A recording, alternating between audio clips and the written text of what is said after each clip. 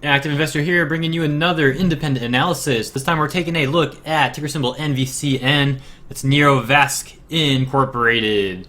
The chart we're looking at today is a 15-minute chart, and we're focusing on Friday and today, Monday's price action. This thing has been on a bit of an uptrend, although it couldn't hold the high of the day, which it made within the first 15 minutes of trading today. It still bounced pretty well, and it's still up overall from where it closed yesterday, still up about 10%. So this stock was making some pretty nice gains today, but if you bought on the open, you might have got burned. So let's take a look at some indicators that could have told us that that was going to be a bad trade, and some indicators that showed us the bounce as well. And let's go over these pivot points. So $1.03 is our top resistance. Then we have, that can't be right. I'm sorry. It's actually going to be $1.13. So this is actually going to be 113. So we have $1.13, $1.06, $1, 92 cents, 84 cents as our pivot points. Current price trading at 84.5 cents. So 84 cents is going to be our support over here. On the way up, those are going to be our resistance levels: 92, $1, 106, and 113 for resistance on the way up.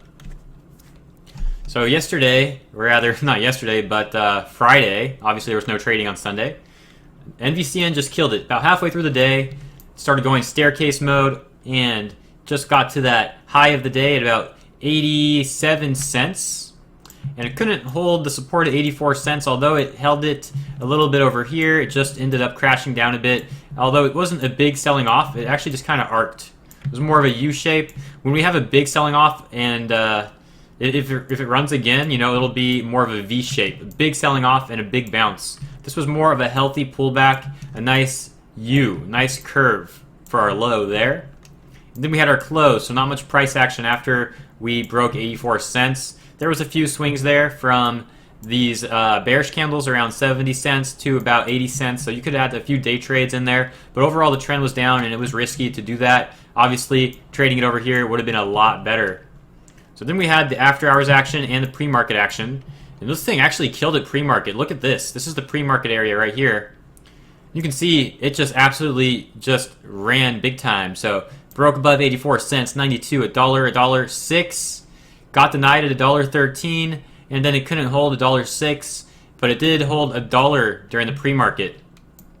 So it held $1, and a lot of people, bought in. That's why we had a ton of volume on this first green candle of the day. Everyone saw this price action here, and they saw that even though it didn't hold $1.13, it did hold over $1, which was still a lot higher than when it was trading at about 75, 80 cents here at the start of the pre-market trading period. So a lot of people had eyes on this stock this morning, and a lot of people bought it. And unfortunately, this candle was super ugly. We had a wick at 128, which was the high of the day, and we closed right at $1.13 resistance. After that, it was just down, down, down, down, down. A lot of selling off. So, I guarantee you a lot of people got burned trading this morning. A lot of people got burned for sure. Look at the volume on that candle. Look how ugly that candle is. And then look at these bearish candles here. So if you bought in this morning, you got burned most likely. It was a tough trade for sure. And that's why you got to be so careful playing right out of the gates. I personally don't like playing right out of the gates. Some people excel at it. They're great at playing those extreme momentum plays right at the open, but I've gotten burned too many times, and I'm more of a pullback guy myself. I'll wait for the pullback, and if it shows some more legs, I will then buy in. That's my personal strategy. What works for you might not work for me, and what works for me might not work for you. But this was a much healthier area to play it here. And although, you didn't have as big of gains, if you got in at the low of this candle, right around 95 cents, and you sold it close to $1.30, then that was a really good gain. But you still had nice gains if you bought around 80 cents and sold around 95. Still very nice gains and a lot safer of a play. So let's see. What could have told us that this was going to happen? Unfortunately, looking at the 15-minute chart, we're not going to get the entire picture of the intraday movements of this 15-minute candle. So there's not too much that we can really see based off the simple moving averages. But we can see on the relative strength index.